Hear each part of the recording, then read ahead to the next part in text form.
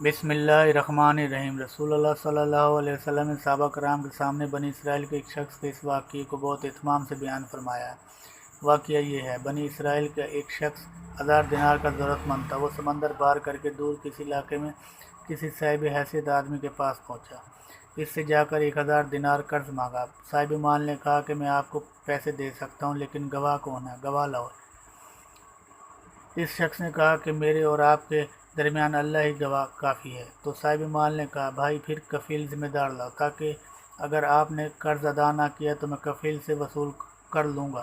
اس شخص نے پھر کہا کہ میرے اور تیرے درمیان اللہ ہی کفیل ہے۔ صاحب مال نے کہا، یہ بات تو سچ کہہ رہا ہے، لہذا ایک مدت متعین کر کے 1000 دینار اس کے حوالے کر دی کہ جب مدت ہو جائے گی تو آپ ہمارا قرض ادا کر دیں گے۔ اس شخص نے کہا، ٹھیک ہے۔ پھر یہ شخص 1000 دینار لے کر سمندر پار اپنے گھر پہنچا اور اس سے اپنی ضرورتیں پوری کی۔ جب قرض کی مدت پوری ہوئی تو وہ قرض ادا کرنے کے لیے 1000 دینار لے کر قرض خواہ کے یہاں پہنچنے کے لیے روانہ ہو گیا۔ سمندر کے پاس پہنچ کر کشتیاں تلاش کرنے لگا، لیکن کوئی کشتی نہ ملی۔ اسے شدید خدشہ محسوس ہوا کہ قرض ادا کرنے سے پہلے مدت ہی پوری نہ ہو جائے۔ سمندر کے کنارے پر مارا پھرنے لگا ہے، کسی طرح کوئی سواری نہ ملی۔ آخرکار مجبور ہو کر ایک لکڑی میں اس نے سوراخ کیا اور اس سوراخ کے اندر اس نے 1000 دینار اور ایک پرچی رکھی۔ پرچی کے اندر اس نے لکھا، اے سمندر، میرا قرض ادا کرنے میں تو حائل ہو رہا ہے، لہذا میں اپنا قرض تیرے حوالے کرتا ہوں، اب تو ہی ذمہ دار ہے۔ چنانچہ لکڑی کے سوراخ میں یہ پرچی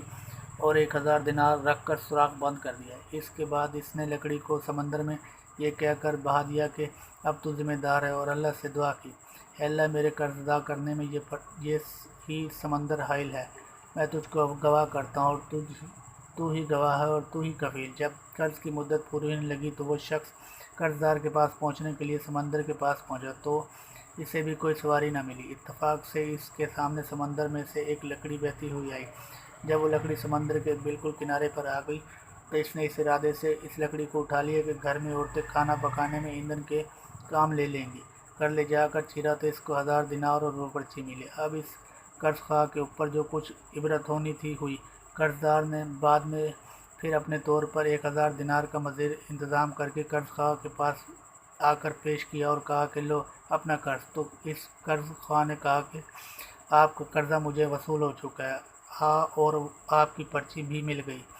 دونوں شخصوں کو اپنے طور پر جو ایمانی پختگی ہونی چاہیے تھی وہ ہوئی۔ جو اللہ کے لیے ہوتا ہے، اللہ تعالیٰ سمندروں کو بھی اس کے تابع کر دیتا ہے، اور اللہ بھی ایسے لوگوں کو حقیقی معنی میں محبت رکھتا ہے، اس لیے کہ امانت کی ادائیگی اللہ سے محبت کی علامت ہے۔ سبحان اللہ۔